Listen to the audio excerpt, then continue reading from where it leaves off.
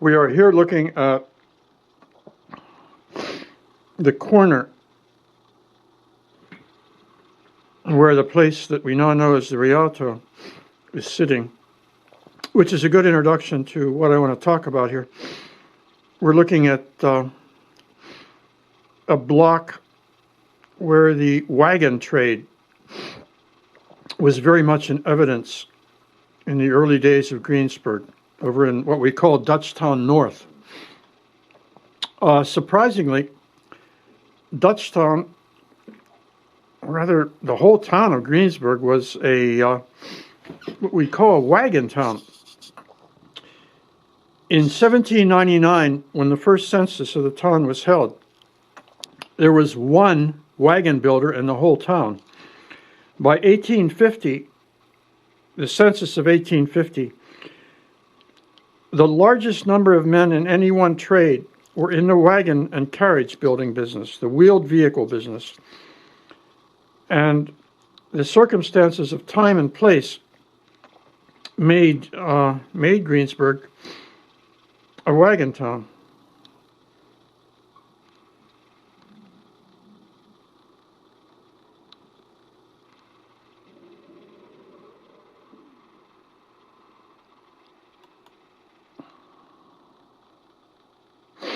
The location of the town was a big issue. It was on the main pike going west, and it was about a day's ride from the place to the east, where a person could find lodging for the night, which was out around Ligonier, and about a day's ride to the next place, west, where a person could find lodging for the night. First of all, it was a place where wagons were repaired, because the roads at that time were really horrendous, and they would do serious damage to anything with wheels on.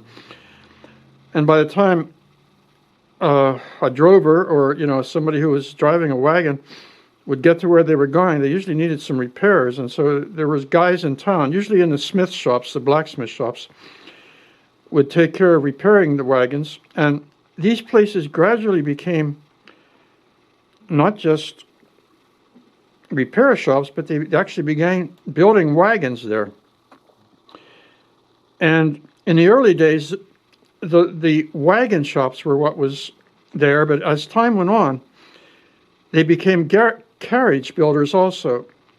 The carriages were at first considered luxury items, but eventually they became as important as the wagons. Now we're looking at real estate that we probably recognize. We're looking across West Otterman Street, looking down what we now know as College Avenue, but it was then called Brush Creek Road. It was a road going into Pittsburgh by way of Brush Creek. And on this corner now, that Seton Hill now has their big art building, there was a wagon builder, a guy named Whitten, Will Whitten.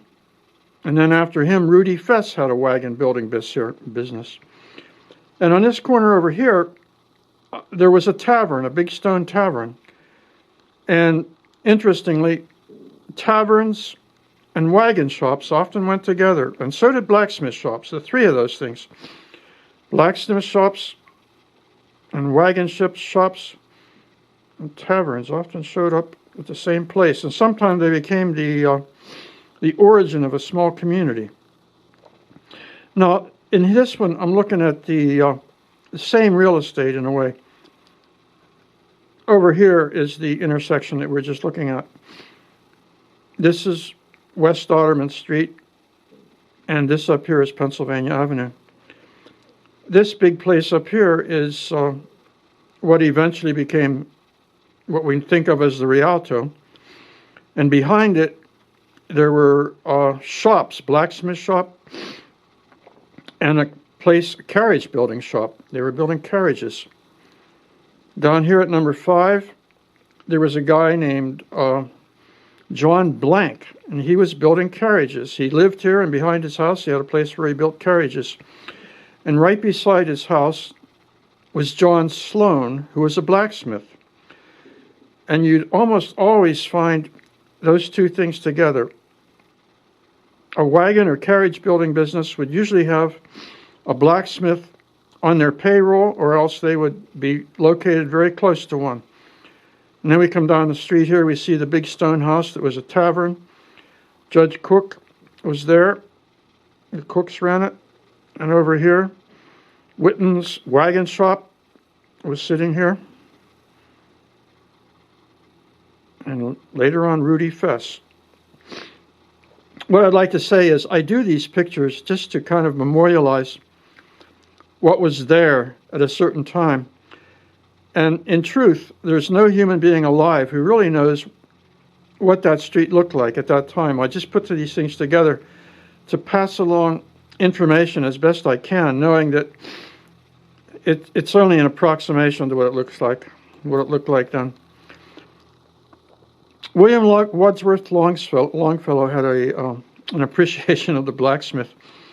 This is just a little part of his poem about the blacksmith. Under the spreading chestnut trees, the village smithy stands.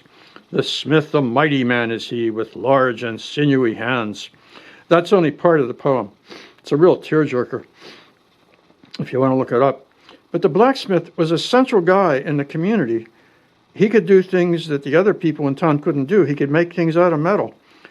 And that was very important when you couldn't buy stuff at Lowe's that had been imported from China. You'd go to the smith and you could usually make anything you want. And they were very important for the wagon and carriage shops. And they are also often very important politically, believe it or not.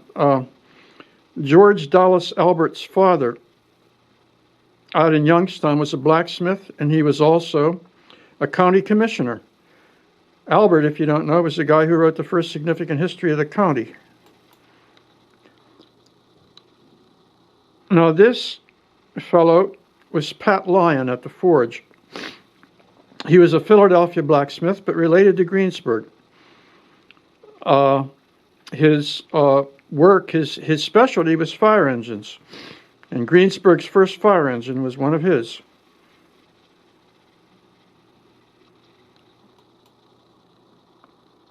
This shows the building that once upon a time stood on the corner where the Rialto now stood. About 1877, this building was torn down and the Stark building was put up there. And it says here, Alexander Johnson has commenced tavern keeping, etc. He was an early political type, and he eventually came to own the forge, the steel iron place where iron was made out at Kingston. In fact, his house is still out there. This is Alexander Johnston, a rather severe-looking fellow, but I think this was done later in life when he had been ravaged by a stroke. If you'd read the accounts of him, he was an extremely decent fellow. And you probably shouldn't judge him too severely by his face. This, we're looking at a map from the 1850s of Old Dutchtown. We're seeing the circle up here showing us the carriage factory of Adam Stark. And down here, we look at a carriage factory of another Stark named Gottlieb Stark. I believe these guys are related. Maybe somebody who knows more about genealogy than I do can tell me. But this gives a kind of a good view of Old Dutchtown, which was down below Pennsylvania Avenue. This was Pennsylvania Avenue over here. To the west of Pennsylvania Avenue was called Dutchtown. Sometimes you'll see Ludwig referred to as Dutchtown.